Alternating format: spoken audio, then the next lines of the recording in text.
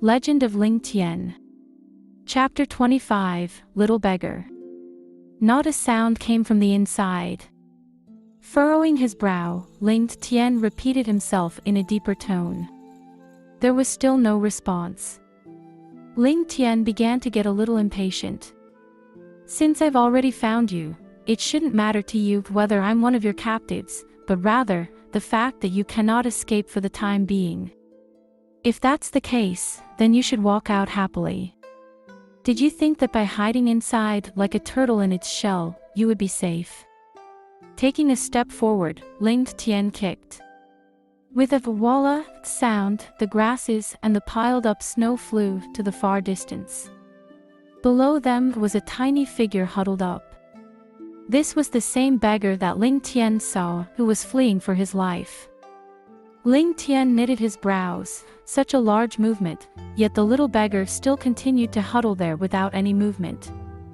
Approaching closer for a better look, Ling Tian suddenly gave a mocking smile.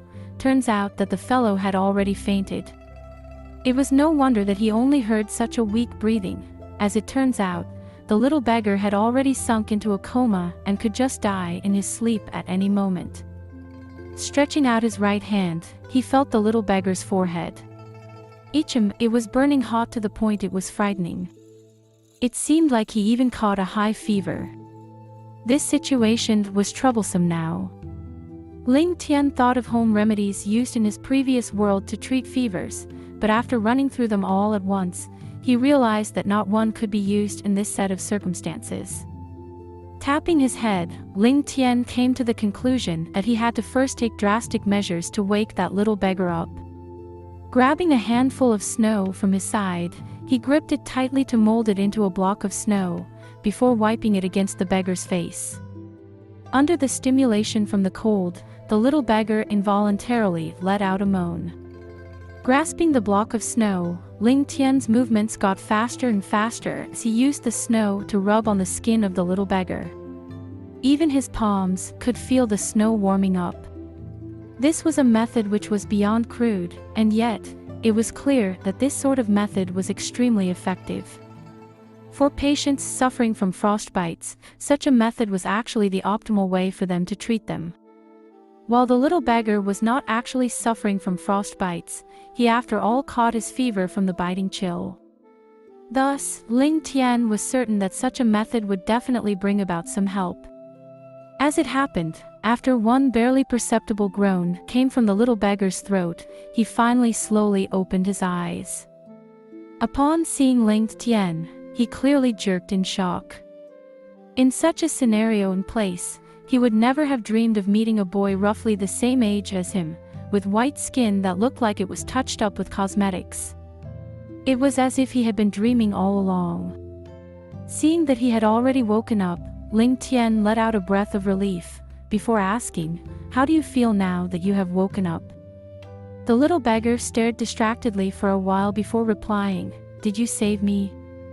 After he finished, he then found out that the grass bundle in which he had squeezed himself into had been thrown to the side. His gaze became penetrating as he asked guardedly, "Who are you? Why are you here?" Ling Tian gave a slight smile, "I was following you from inside the city. You really can run." While his tone was light, it was full of innate arrogance as though he was a person who had lived high up in the heavens.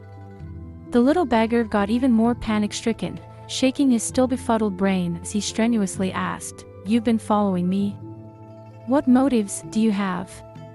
Ling Tian snorted, the tips of his feet pushing aside the dead grass on the ground.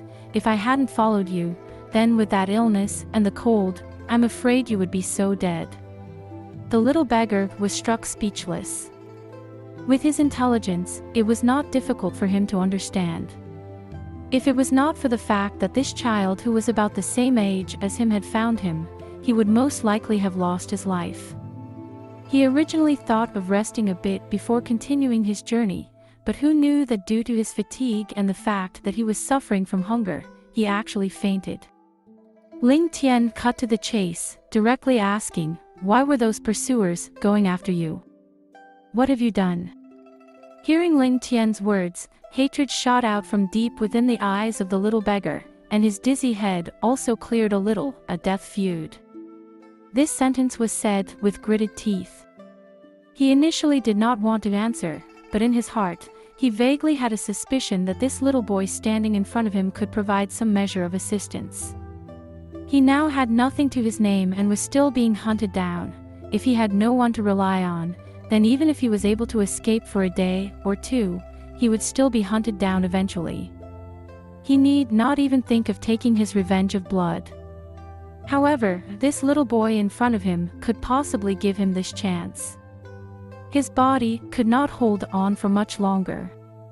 Ling Tian grunted in response, then drew out 3 pristine white buns from his robes, saying, "You must probably be hungry. Eat this first, then tell me your story." The eyes of the little beggar lit up as he greedily stared at the buns in Ling Tian's hands. With a gulp sound, his mouth was flooded with saliva. He literally snatched the food over and began to wolf them down voraciously. Through his intermittent narration, Ling Tian found out that the little beggar in front of him was called Du Fei and was the son of Du Yuan, a merchant in the city. Their family operated 2 pawn shops and life was considered manageable. Last month, someone had pawned off a treasured jewel. Since the 10,000 orchid pearl was made entirely of white jade and furthermore inlaid with all sort of precious gems on the surface, the price was incomparable. Of course, the Du family did not have the ability to accept such a lavish item. However, the original owner was a descendant of a declined aristocrat family, and whatever that was of value to him had long been pawned away, only leaving this family heirloom. Furthermore, the family knew that the Du family was not able to pay out for such a treasure and thus only listed out a price of 10,000 taels of silver. They set the deadline for half a year, in which the original owner would then use the 10,000 taels of silver to buy back the item. Since the Du family had been dealing with all of this family's pawned items beforehand, due to sentimentality, Du Yuan decided to proceed with the deal. Who would have known that just as they were exchanging the items, they were spotted by a section leader of the Blood Flower Hall. When the section leader made his report, the hall master of this Blood Flower Hall immediately harbored thoughts of greed in his heart and sent people over to the Du family, wanting to buy over that 10,000 orchid pearl for only 5,000 taels. Du Yuan of course would not agree, since the descendant of the declined aristocrat family had said that it was only for a loan of 10,000 taels in which he would return to reclaim the treasure. Besides, how could the real price of this 10,000 orchid pearl be only worth 5,000 taels? Even if it were 10 times the price, one would still probably not be able to buy it. Du Yuan promptly rejected it. However, how could he have known that such a rejection would bring about an extermination of his family clan?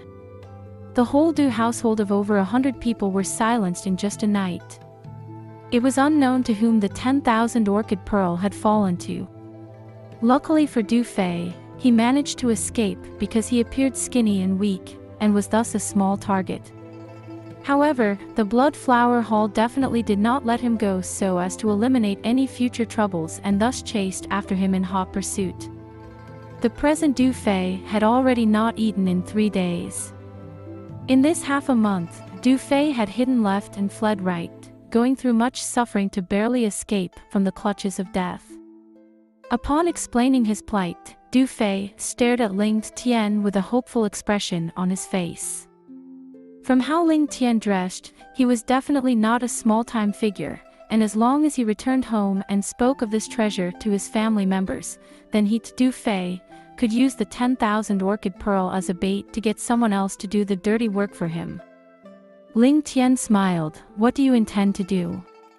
Du Fei felt his heart aflame as he stood up straight and said, "As long as young master is willing to help this small one take his revenge, this small one will give the 10,000 orchid pearl to young master." Hearing this, Ling Tian only gave a cold laugh. "After I destroy Blood Flower Hall, the 10,000 orchid pearl would belong to me. Why would I still need you to give it to me? As a man facing the killers who exterminated your family, you only have this much of resolve." Legend of Ling Tian. Chapter 26, Vicious Oath.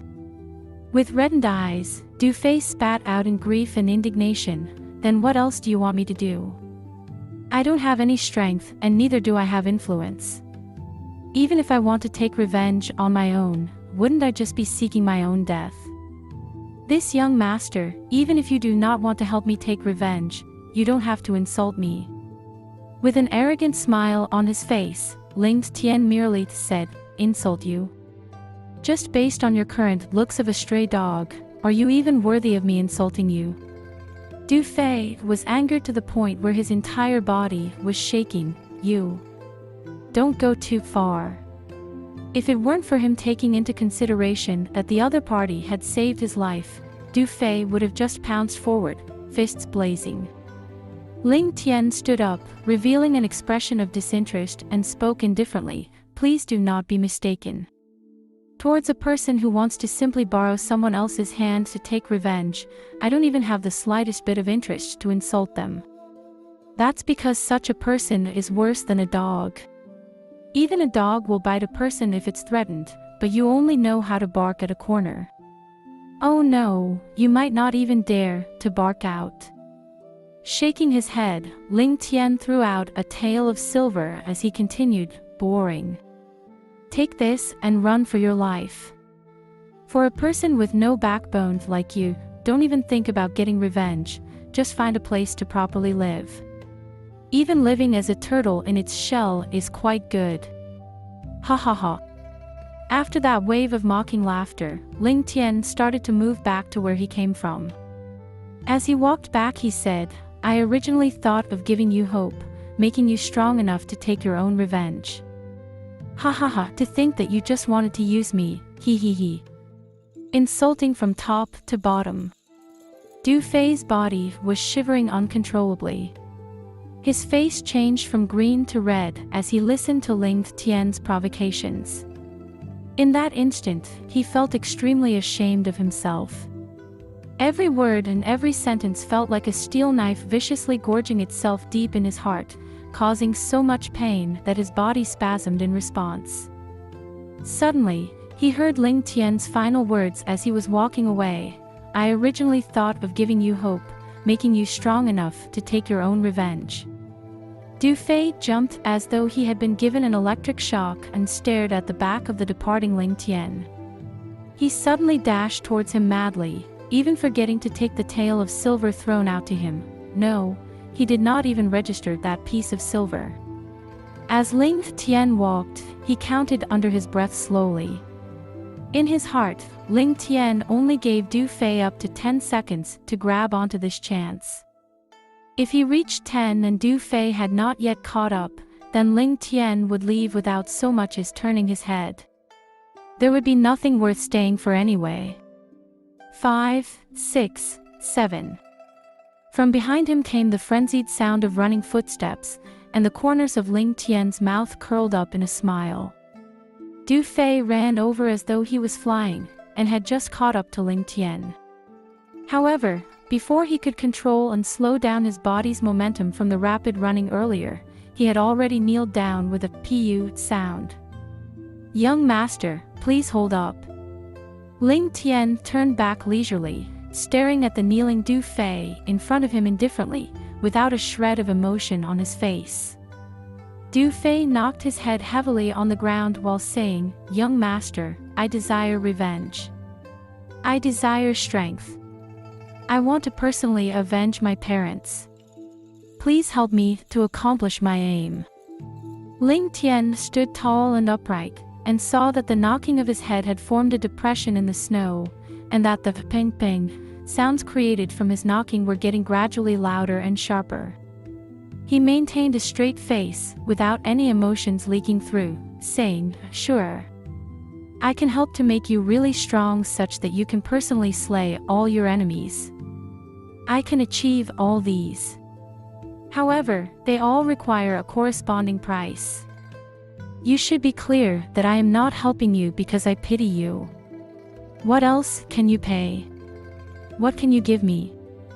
As long as you can convince me, then you have the possibility of obtaining everything that I've said."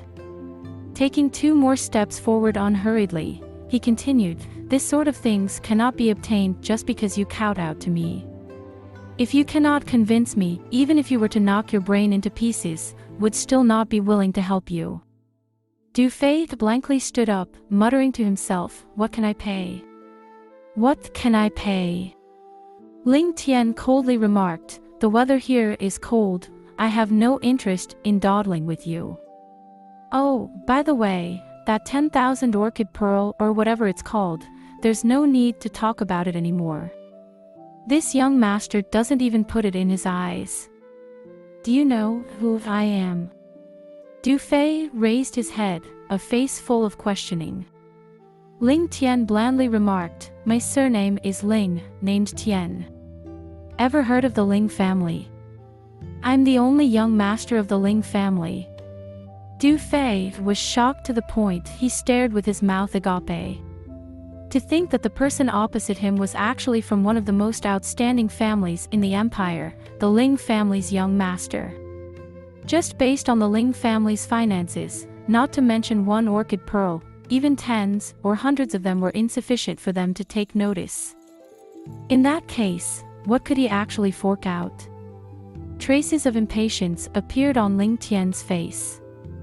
He said, "Okay, I'll be leaving now. Since you cannot think of anything, then I wish you all the best from now on."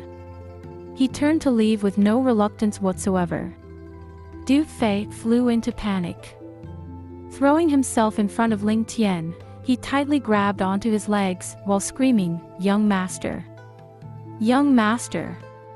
I do not have anything of value to give to young master. I only have this little life, and although it may be worth little, as long as young master desires it, this little one will throw out his worthless life." Ling Tian finally smiled, "Life? Interesting, this is now getting interesting.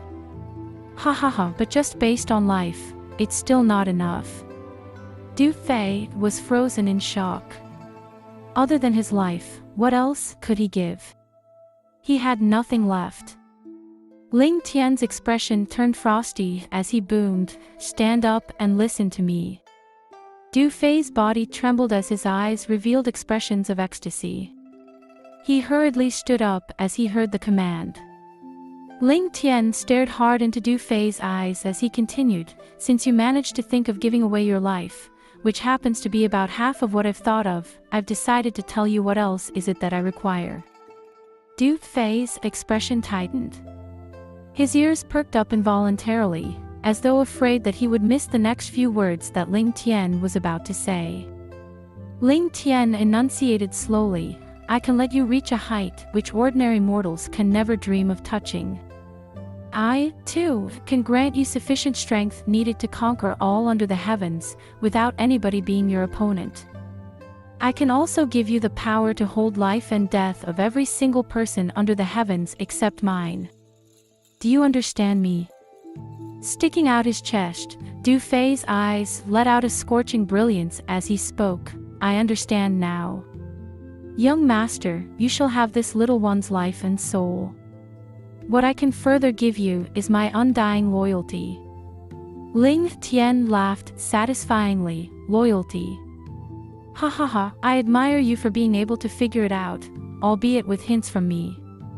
However, I do not just want loyalty, but instead I need your absolute obedience. Even if I asked you to die. This is not just something you hang at your mouth." Du Fei's small stature suddenly kneeled down, raising his hands towards the sky, "Oh heavens above. This little one, Du Fei, uses my parents' and ancestors' names to swear that from today onwards, Du Fei will thus devote his unerring loyalty and service to young Master Ling Tian. If I were to betray my oath, then may my ancestors be condemned to hell, never to reincarnate. My male descendants shall be slaves and females be prostitutes for eternity."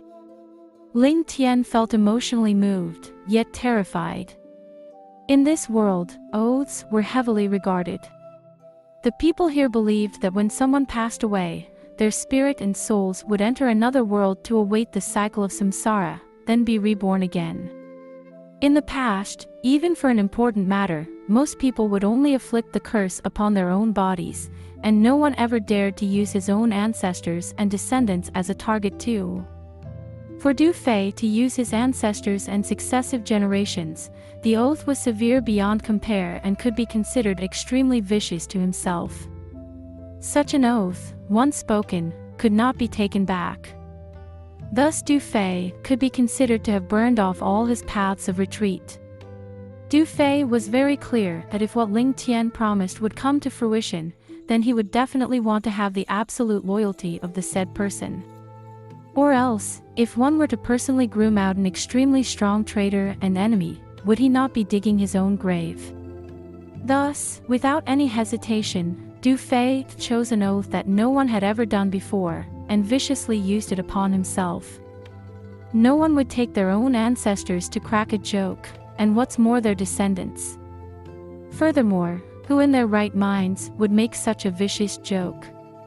Ling Tian's face remained impassive and he looked towards Du Fei, saying, "As of now, the name Du Fei is no more. Your new name shall now be Ling Jian. Surname Ling from the Ling family, and Jian meaning the sword. Do you understand? From today onwards, you shall be a sword in my hand.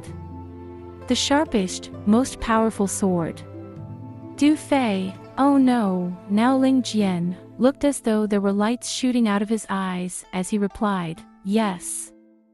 Young master, from today onwards, I shall be called Ling Jian. I shall be young master's sharpest sword."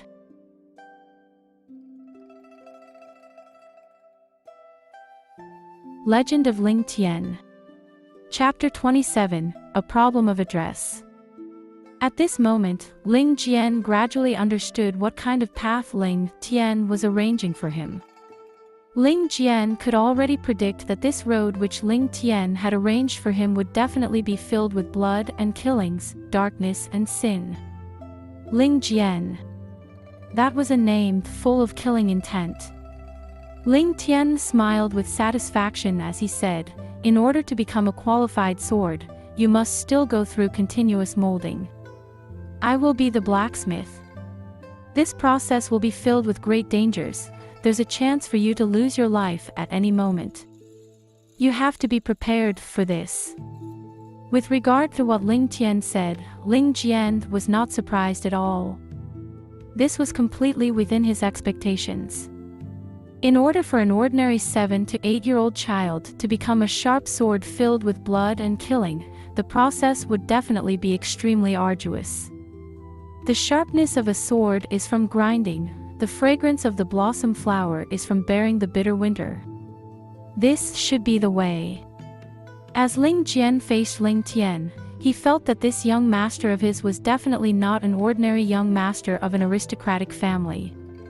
In front of Ling Tian, Ling Jian felt as though he was unable to hide anything at all. It was as though he was completely naked with all of his secrets laid bare, including the deepest parts of his soul. In truth, Ling Tian was a few years younger than him. Ling Jian was puzzled. How will Ling Tian mold me into an expert able to stand on top of the world? But he did not dare to say that aloud. Seeing Ling Jian's doubtful face, Ling Tian laughed as he said calmly, "Follow me." Then, Ling Tian began to walk forward. After a few steps, he grabbed a fist-sized rock which was covered by snow and smiled at Ling Jian. As he rubbed his hands lightly, the hard rock immediately became dust, falling down from Ling Tian's palms. After slapping his hands a few times, Ling Tian then asked, "Are you confident now?" Ling Jian was dumbfounded. Following which, he broke out into ecstasy, his whole body trembling in excitement. Thinking about how he was doubtful, Ling Jian could not help but say with embarrassment, "This subordinate deserves to die. I actually doubted young master. Please punish me, young master."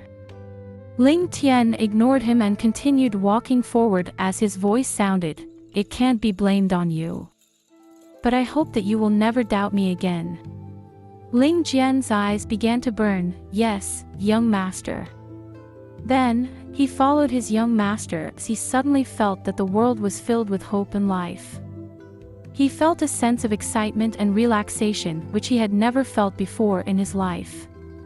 In front, Ling Tian suddenly stopped as his face turned serious.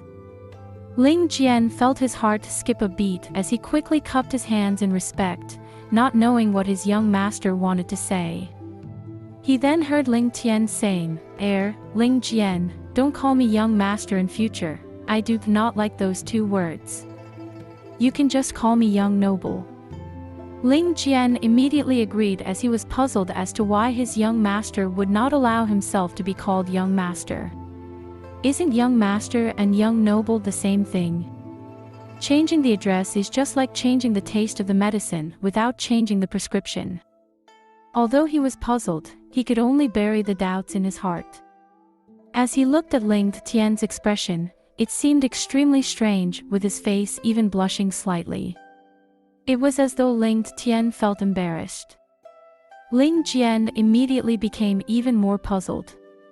How would Ling Tian know that Ling Tian had suddenly remembered that in his previous life, there were some young men in the high-class clubs who were officially known as public relations staff, but in reality, their job was to accompany the rich women. Furthermore, they were commonly known as young master. My goodness! I only just realized it. Ling Tian suddenly realized that all of the maids and outsiders seemed to have a single way of addressing him, young master. This even included all of his aunts. Pukes. Ling Tian suddenly made the sound of one vomiting while walking. Following which, he began to vomit non-stop as his face became pale. Ling Tian, who was behind, had a face full of bewilderment.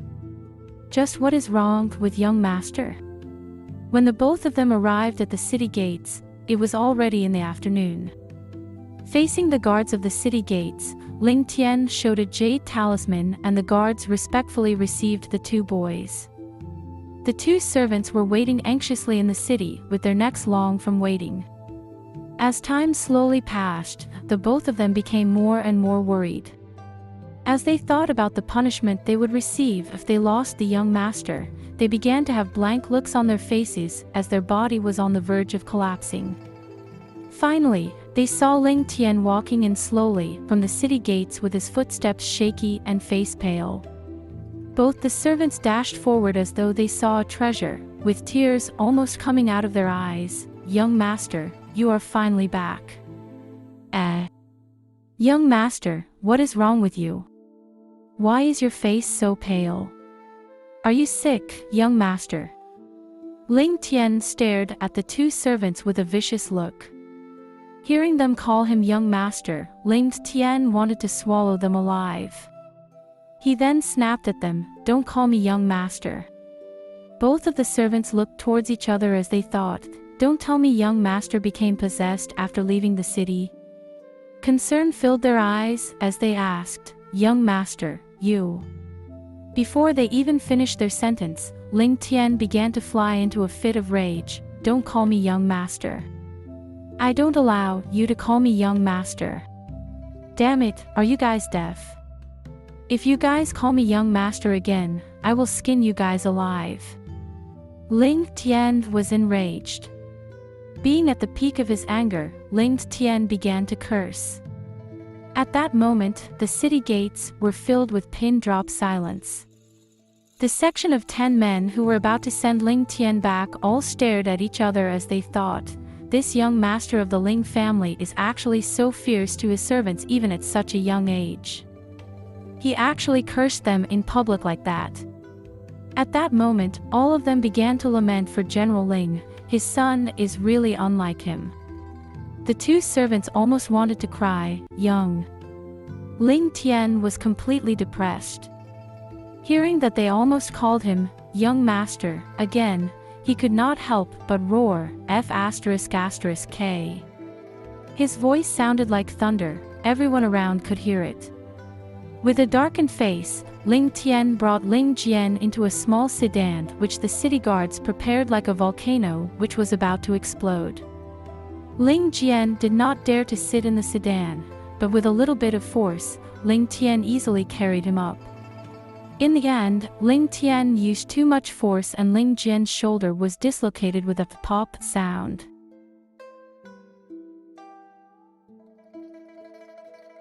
Legend of Ling Tian. Chapter 28, City Gates Rumors. When Ling Tian got up the sedan and left the city gates, a procession of luxurious carriages covered in a black cloth entered slowly into the city gates. There were golden chrysanthemum flowers weaved upon the carriage's exterior. As the city gates saw the golden chrysanthemum, they immediately stood at attention, saluting with their spears. They did not even check the carriage at all as it entered the city without reducing its speed. It was as though they were used to seeing the reaction of the guards and did not have any reaction.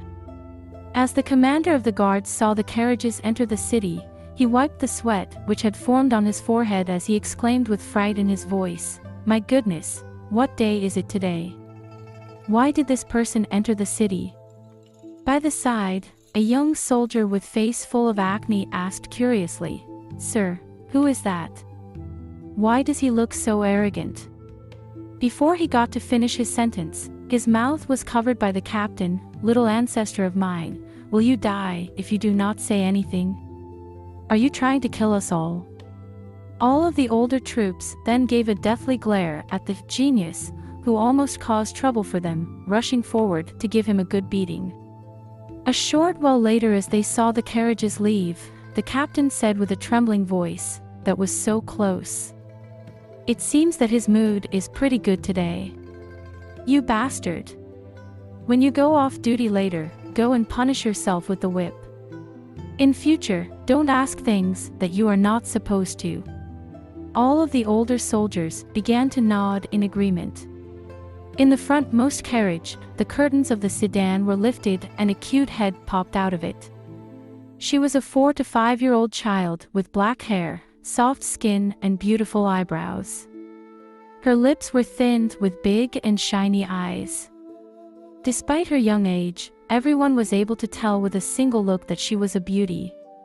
When she grows up, she would definitely be a rare gem. At that very moment, her red lips were chewing onto some snacks as she asked, "Grandpa, so this is the capital? Wow, it's so big. There are so many people. Look there, it's so pretty."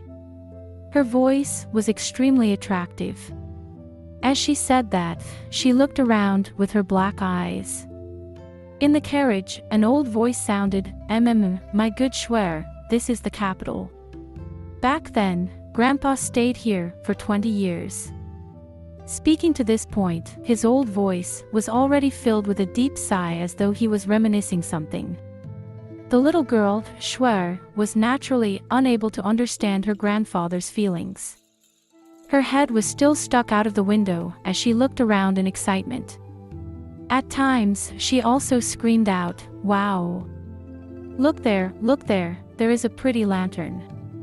Grandpa, quickly take a look, there is a monkey on his shoulder. He. Oi, little monkey. Look there, there are whole balls there, help me buy a stick of that. Yes, quickly. Oh no, oomph." In the carriage, a 50 to 60-year-old man dressed in a pair of purple robes sat on the rocking carriage, looking at his granddaughter scream and shout in excitement excitedly with a doting smile. His eyes then narrowed for a moment as he thought, "Imperial capital. I, Xiao Fong Han, am back." Outside the carriage, there were people pulling in sails, sounds of bargaining, the cries of children, various chatters and more. Suddenly, as though the old man heard something, his face changed and he stretched out his right hand from the window and gave a mysterious hand sign. The whole procession of carriages suddenly stopped. In fact, they did not stop completely. Their speed slowed down to a point where it was 10 times slower than before. In the eyes of an ordinary individual, this procession of carriages was as good as stationary. The little girl was the most excited as she jumped off the carriage and ran towards the hawker selling the hall balls. She then took a stick of them, smiling as she ate it. The hawker was stunned for a moment, looking at this adorable child. He had forgotten to collect money from him for a moment. After being in a short daze, a large hand stretched out by the side with an ingot of silver falling into his hands. Just when the hawker wanted to give his thanks, the person ignored and walked away. For a moment there, the hawker felt that he was in a dream. A short distance away from the carriage, there were a few people discussing something, with their saliva flying all around. The thing which drew the attention of the old man in the carriage was the conversation among these men. In the carriage, the eyes of the old men were shut as the words of the men flowed into his ears without a single word missing. "Do you guys know? Something happened at the city gates just now." "Oh, what happened?" "Hee, do you guys know about the Ling mansion? The young master of the Ling family was creating a scene at the city gates just now." "Ah, you're referring to young master Ling Tian. I've heard about it already. Despite his young age, he is extremely domineering. I even heard that he almost beat his cousin to death on the first lesson with his teacher. Furthermore, he even hit the teacher." I have also heard about that. The rumors are indeed true. Right at the city gates just now, his guards did not offend him and had only called him young master once. But he was not willing to accept that address and scolded them on the spot. The words he used were just too unpleasant to the ears, and he even knocked 2 teeth out from that guard of his. Just what is wrong with his guards calling him young master? Such a young child is really. As he said that, he shook his head with a look of disdain. This isn't considered much, at least he is still beating up someone from his own family.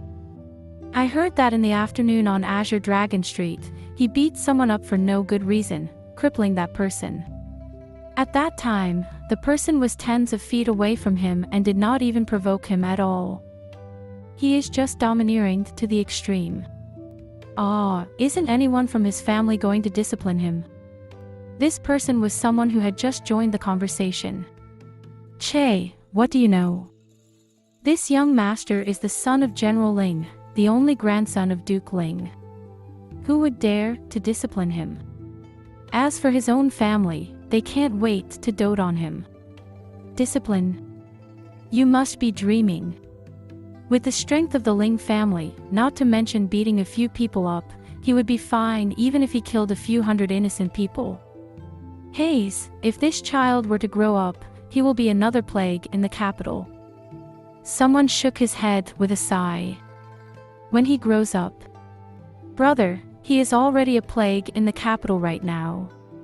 "Hayes, I was referring to the large amount of ladies who are going to suffer in his hands when he grows up. I heard that when this young master was going through the 1-year-old catch ceremony, he caught the fragrance bag of his aunt. I heard that Duke Ling had thrown out all of the fragrance bags from the mansion back then, afraid that he would pick that. In the end, the consort herself had one. But this child refused to pick anything up at the beginning, only catching the fragrance bag the moment his aunt arrived. He will definitely be a lecher when he grows up. He. There was this matter as well. Thankfully, I do not have a daughter. If not, she will definitely be destroyed by him. I won't even have a place to go to if I want to file a report to him. Scram, with that face of yours, it would be good if someone would want your daughter. Just who is young Master Ling Tian? Would he take fancy to your daughter?" In the carriage, the purple-robed elder's face became uglier and uglier by the second. As he heard till the end, his face had already turned completely ashen. His chest began to rise and fall with his heavy breathing as his eyes were burning with rage. He then scolded hatefully, "Damn it, you old bastard. This is the grandson-in-law you are giving me. This old man will not let you off."